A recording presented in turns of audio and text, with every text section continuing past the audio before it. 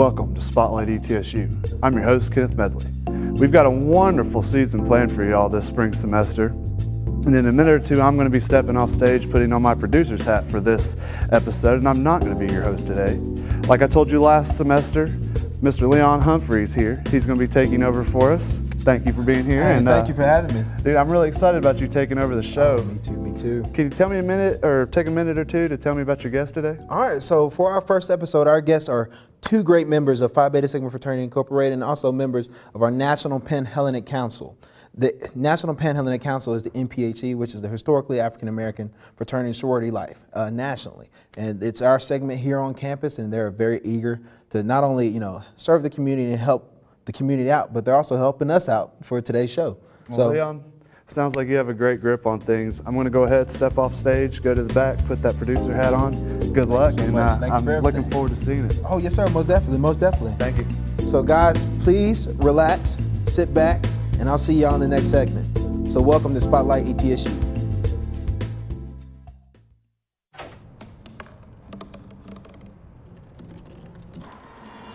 Everybody has a dream.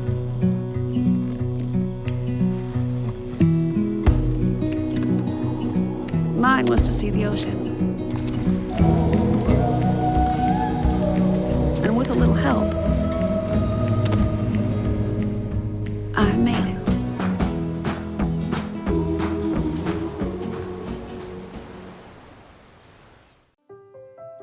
So we were walking to school. I started thinking about lunch. Mom packed me turkey and cheese. She's I really want smart. cheese pizza. We have Sometimes this her video mind game. wanders. We should have a sleepover. I remember saying, Laura? I think I heard Mom say something. The sign says don't walk. Sometimes it's so overwhelming. I really hope she doesn't I have really another hope I bad don't day have at another school bad day at today. school today. When you can see learning and attention issues from their side, you can be on their side. Go to understood.org, a free online resource with support and tools to help your child thrive. We cannot be bystanders. We can stop to make sure someone is okay. We can warn someone when their drink isn't safe. And disrupt the situation. We can. Get someone a cab. Or walk them home safely. We can make campuses safer for our friends. Our roommates. Our classmates. Our fellow human beings. We cannot be bystanders. We can. Intervene. It's on us. All of us. Learn how and take the pledge at itsonus.org. What's up, guys, and welcome back to Spotlight ETSU. I am your new host, Leon Humphrey, and today's episode is a special treat. So, first off, happy Black History Month. This is an important month today, especially not only for the country, but for me as well, because it is Black History Month. And so, first off, our first guest will be talking about the National Pan-Hellenic Council. My guests today, Malinski, Russell, and Blaine Smith. How you guys doing today? Doing well. So, first off, I want to talk about NPHC is the National Pan-Hellenic Council. NPHC for short, which is a historically African-American Greek life fraternities and sororities that kind of impact the community. So guys, first introduce yourselves. I already kind of give y'all the names, but what do y'all do? My name's Malinski Russell, and I am a member of Phi Beta Sigma Fraternity Incorporated. My name is Blaine Smith. I am the Vice President of the Alpha Psi Alpha chapter here at ETSU, and I'm the Vice President. Also, and what are your positions with the NPHC? I currently serve as the president of the National Pan-Hellenic Council here at ETSU. Yeah, and I am the public relations social chair. So with the NPHC, what is NPHC? What is the National Pan-Hellenic Council? Can y'all give me insight on that? Yeah, so the NPHC basically is a council organization comprised of 9 different organizations. So within the council, we have 5 fraternities and 4 sororities. For the fraternities, we have Alpha Phi Alpha Fraternity Incorporated, Omega Psi Phi Fraternity Incorporated, Kappa Alpha Psi Fraternity Incorporated, Phi Beta Sigma Fraternity Incorporated, and Iota Phi Theta Fraternity Incorporated. And with the 4 sororities, we have Alpha Kappa Alpha Sorority Incorporated, Delta Sigma Theta Sorority Incorporated, Zeta Phi Beta Sorority Incorporated, and Sigma Gamma Rho Sorority Incorporated. And within those, we all are housed under the NPHC, which was founded May 10th, 1930. So we all strive to give back to the community and make sure that we are doing our best to focus on scholarship and service and sticking together as a family, basically. All the 9 organizations are very close. We all strive for the same goal. We just have different organizations and letters. All right. So, Mr. President Malinski, so of the NPHC here at ETSU, what are the organizations that are here?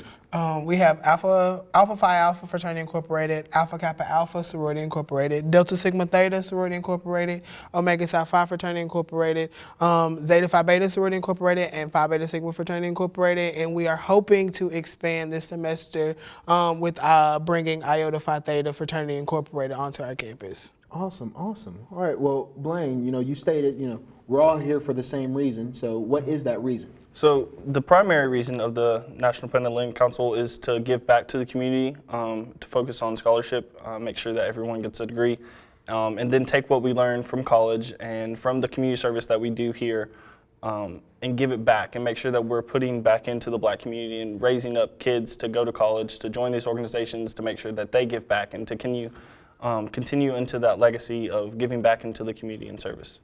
All right, awesome, awesome. So Malinski, what is your role as president? What do you do within the NPHC here at ETSU?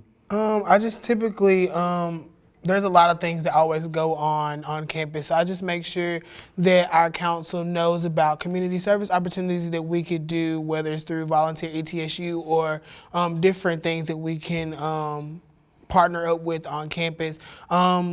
Pretty much, we have different events that we like to do throughout the semester, and we also have dialogues with other organizations, and we also are known to partner up with each other and do partnership programs. Also, we are we put on the Step Show and Stroll-off once in the fall and once in the spring. All right. So speaking of, let's get back to you all's history. So with the history of the NPHC, is there any notable members of the NPHC that, definitely gave back to the community or definitely led civil rights movements? Right, so one of the most notable members, since we are in Black History Month, is Martin Luther King Jr. He was a brother of Alpha Phi Alpha Fraternity Incorporated. So he definitely made an impact, and I know going to college and gaining that degree definitely helped boost his momentum within the civil rights movement, and then shows even more of a legacy of what he was really trying to inspire and keep going. His wife was also a member of Alpha Kappa Alpha Sorority Incorporated, so which is really good. And there's also a lot of honorary members as well in everyone's organizations. Awesome. Also, another little insight about it. So other members include Hugh P. Newton, leader of the Black Panther Organization, member of Phi Beta Sigma Fraternity Incorporated. Reverend Jesse Jackson, member of Omega Psi Phi Fraternity Incorporated. Let me see. Rosa Parks, she is also a member of Alpha Kappa Alpha Sorority Incorporated. I do believe. Right. And Ashley Henderson, special person here from ETSU. She is a member of Delta Sigma Theta. So this is pretty amazing that you guys, telling me this about the history of the NPHC. Now, what has the NPHC here done on campus, or what programs, what are the name of the programs that we can, see and identify with, so our fans can actually, go see and participate? Some of the programs that a lot of people do, we do safe sex education talks throughout the semester. We also have where we do things for HIV and AIDS Awareness Month. We do things such as Sleep Out for the Homeless during the months of Thanksgiving and Christmas and the New Year coming around. We try to, any program that we do, we try to charge an admission of a canned food item so we can use those canned food items and give back to Buc Food on campus and different things like that. Awesome. Okay. So earlier you talked about step shows and stroll-offs. What is a step show and what is a stroll-off? So a step show, stepping is traditionally an African-American thing dating back to Africa, where people would participate in slaps and claps and dances to promote unity within the tribe and express themselves in a form of dance and art. So we kind of carry on that tradition since we are historically African-American fraternities and sororities. So a step show is basically performing steps and expressing ourselves and our talents through steps and dances. And a stroll-off is different. Stepping is usually stationary, you don't usually move. With stroll-off, it's expressing your talent through movements and different dances. All right. So are they all the same in each organization, or do they kind of differentiate? Yes, there's definitely differences. You can definitely tell when a member of Alpha Phi Alpha is stepping versus a brother of Phi Beta Sigma, because there's different steps and strolls. Like the Alphas have the train, and the Sigmas have the Sigma walk. So everybody has their own little different thing that they do. Awesome. Could you tell me each one that each organization? Sure. So Alpha Phi Alpha Fraternity Incorporated has the train, so they raise their leg really high. Alpha Kappa Alpha has the Ivies. You know, they I won't throw it up right now, but they have their own different symbols that they use with their hands. Delta Sigma Theta has they throw a pyramid with their hands, and they do a duck walk, which is similar to like leaning down. It's hard to express without actually showing you. The Kappa Alpha Psi have the shimmy, so they shake their shoulders. And the SG Rhos also do that as well. Sigma Gamma Rho Sorority Incorporated also do that. Phi Beta Sigma has the Sigma walk. Zeta Phi Beta does the Sigma walk as well occasionally. And Iota Phi Theta does the Centaur walk. So there's different dances and things that differentiate between the different organizations. That's awesome. And could you demonstrate a Sigma walk for me? Yeah, sure. So, are we prepared to do that? Yeah, you're okay. So you move your ankles side to side and move your knees back and forth, you know, so. That's awesome. Nice. Okay. Usually it's done in a faster motion. Awesome. All right. Slow down for you guys. So dealing with that, I see that each organization, you know, has their own move and everything, and it's a big part of their culture. Yes. Now, could you, in just a few sentences, tell me about that culture, Malinski?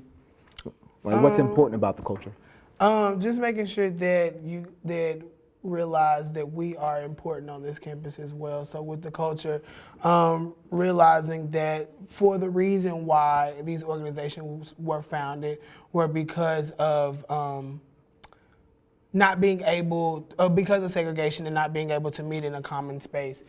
So we use that as motivation, but we are also inclusive. We're not saying that if you're not African American that you cannot join these organizations at all.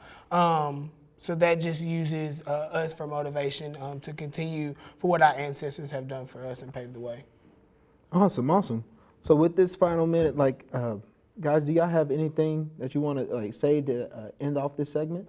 I would like to say that it's important to point out that these things are specifically for the members of the organization. It's not typical that you would do another organization's sign, their call, or their dances or strolls or anything like that. You know, we take pride in heritage in our letters and our tradition, so we kind of follow through with that, and it's respectful to not do other organizations' things. All right. Well, dealing with that, so with you guys in all this, in all the cultural aspects, you find yourself, you know, being a part of something bigger than yourself. Am I correct? You know, that is a wonderful thing. That's a wonderful thing, which brings us a big part of our history and shows our history. So for this, that'll be the end of this segment. For our next segment, we'll be talking about what other things that the NPHC brings to the campus here at ETSU, and also what monuments you can find. So we'll see you then. What to expect when you're expecting a teenager. Today we're talking about how to wake up your teen, and this works literally every time.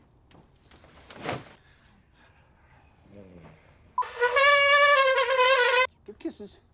Good kisses.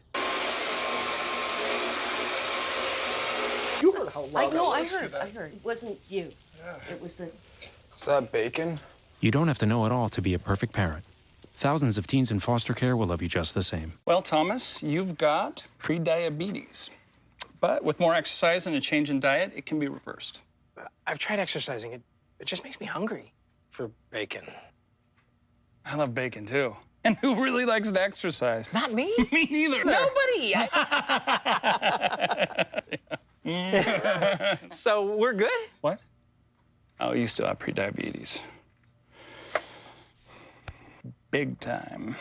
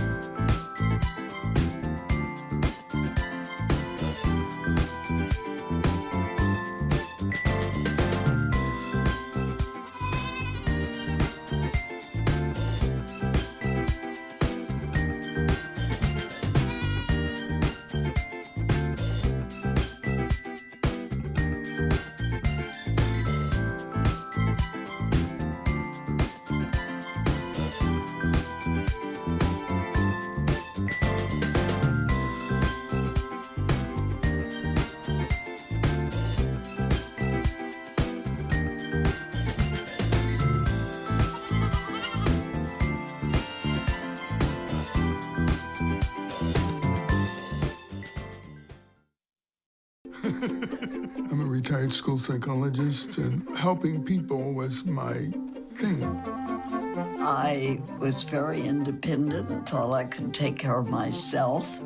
I fell and I had to have Meals on Wheels. After my stroke, when Meals on Wheels started, I was on the other end of the stick, so to speak. Meals on Wheels, coming to my door as someone who's housebound, having someone check on me, assures me that I'm not forgotten. Meals on Wheels has given me a mode of freedom that I wouldn't have otherwise. We're the clients. We are the clients. We are the clients of Meals on Wheels. America, let's do lunch. 1 in 6 seniors faces the threat of hunger, and millions more live in isolation. Drop off a hot meal and say a quick hello. Volunteer by donating your lunch break at America. Welcome back, guys, to Spotlight ETSU, and we're still here with Malinski and Blaine. Guys, again, thank you guys for coming. It really means a lot to especially just show your history and just talk about it. So first off, let's get back to the history of the MPHC. What does it do on this campus, and also its monuments on campus? Can you tell me about that, Mr. President? So one thing I'd like to point out is the fountain that is outside of the ETSU library. That is, I use that as something that is special to me, because without those 5 individuals, those African Americans who paved the way for us, for African Americans or people of color at all, to be on ETSU's campus, that's pretty major. So that's something that the NPHC also holds dear to their heart. And then also just being able to communicate with other organizations from the Interfraternal Council, from Pan-Hellenic Council, and the Multicultural Greek Conference. We like to partner up with different programs for them as well and show our support for them. Pan-Hellenic goes through recruitment, and so we like to show our support and help them out in any ways that we can. And so does ISC, and with having MGC new onto our campus, we like to show our support through them as well in anything they like to do. And then we also have benches on our campus, which about 2 years ago we sat down and we decided that we wanted to paint them just to showcase our organizations and the things that we do on our campus, so people can know that we do have African American Greek-led organizations on our campus and how we like to give back to our community. All right, before we get into dealing with your other counterparts, the Interfraternal Council and Pan-Hellenic Council, tell me more about that fountain. You said you brought up names of African-American students. What is the fountain?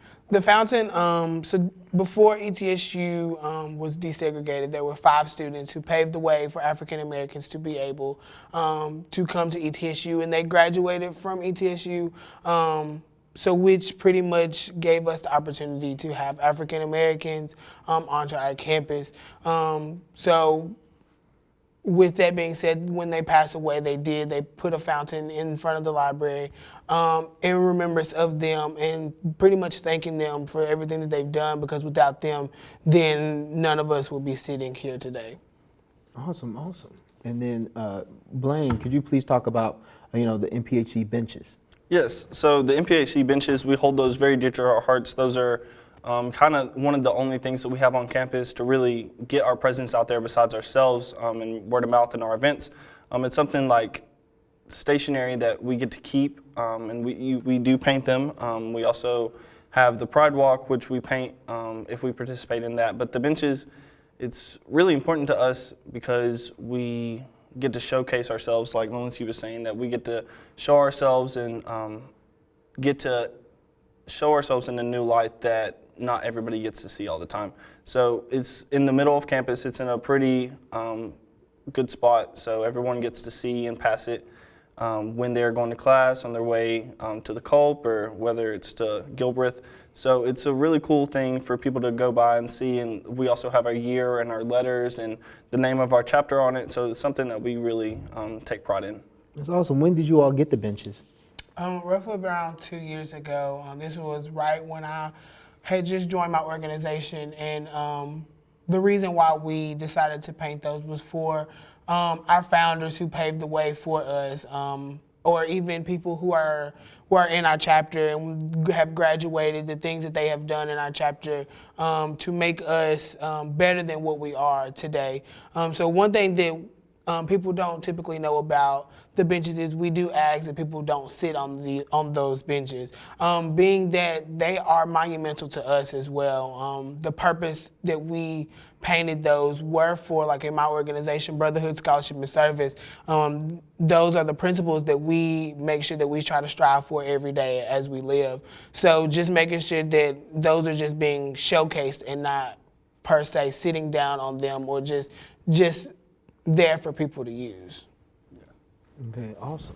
All right, so let's get back to being with the Interfraternal Council, Pan-Hellenic Council, the Multicultural Greek Council. What are those councils, and how well, or do you even work with them at all? Like, describe your relations with them. Yeah, we have great relations with all three of the councils. We try to go out and participate and show our support. It's all Greek unity. We love and support them in all their events that they do. We're all Greek and we're all here in college to get our degree, but along the way we love giving back to the community and helping our student body here at ETSU. So we partner with them in different events. We're having a community get-together coming up next week. So we hope to enjoy our time with the ladies of Kappa Delta. We're partnering with them to just hang out, get to know each other a little bit more, promote unity within the councils. Awesome. All right, so the National Pan-Hellenic, it is historically African-American. Does that mean that is it just African-Americans, or what does? No, sir, it does not. Like every organization, especially for my organization, we are more focused on inclusion rather than exclusion. So with that being said, I have a line brother who is white, and so there was no question that for his membership, because we all had the same value. We had the same values. I know other organizations on our campus don't have, but they have white people in their organization as well. So one thing else that we like to focus on, like I said, is the Greek unity. It doesn't matter where you come from. It doesn't matter what you look like. As long as you bring those values that the organization upholds into the organization and you show that within yourself, then pretty much you are good to go as far as an organization. Everyone has their own, statistics and things like that, and stereotypes that people like to label them as, but majority of the time those aren't true. We are really nice people who like to have a good time, but also like to do the work for the community as well. That's good. That's good. So how many students encompass the National Pan-Hellenic Council? Here at ETSU, we have around 40 to 50 members. Okay, awesome. All right. And so with those 40 to 50 members, so wow, that seems pretty small compared to Interfraternal Council, the Pan-Hellenic Conference, and then the Multicultural Greek Council. Okay. So how does one balance being a student and balance being a MPHC member? Because some students also have jobs and everything. How do you all do that, balance that? Being able to balance it is not an easy task. It's easier said than done, of course.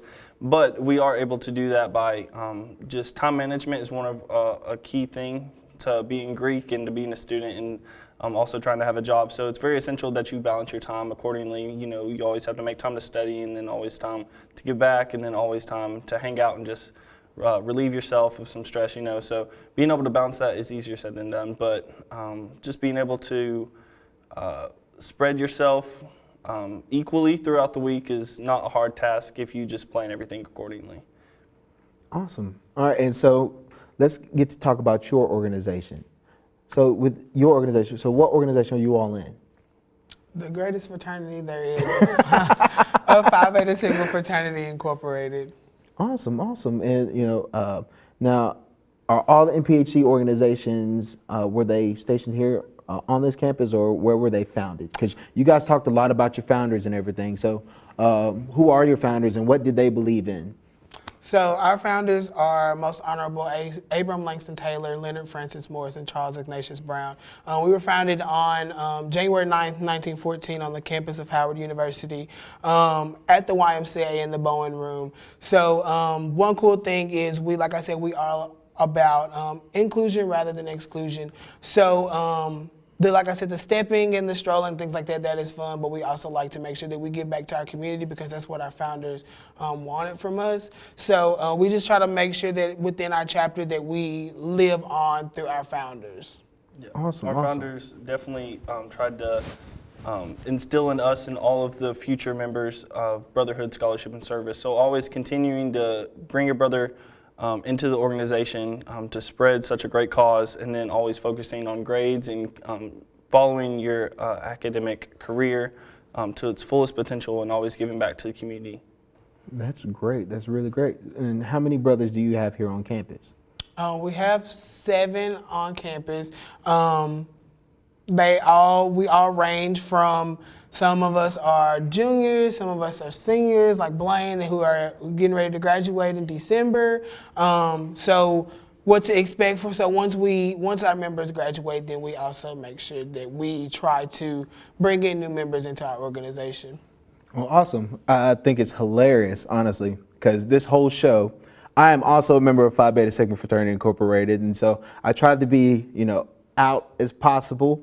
But you know what? I love the fraternity as well. The impact that the NPHC holds on this campus is very important, not only to me, not only to other black students, but especially the community around us. And so it's very important that we take that role seriously and remember what our founders had done. Remember what strong African-American leaders have brought to not only the country, not only to surrounding leaders, but also to ourselves, and that's very important. I want to thank you guys for coming on the show. Thank you. No problem. Y'all my little brothers, man. Hey, I love you guys to death. Thank you guys for coming. Thank you. And nice signal walk. Thank you. I might got to work on it. I'm a little old. I got some bad knees. Bad knees. But guys, thank you for coming. Thank you for tuning in. If you have any questions, and if you see us on campus, see NPHC on campus, just holler at us. Y'all have a great time.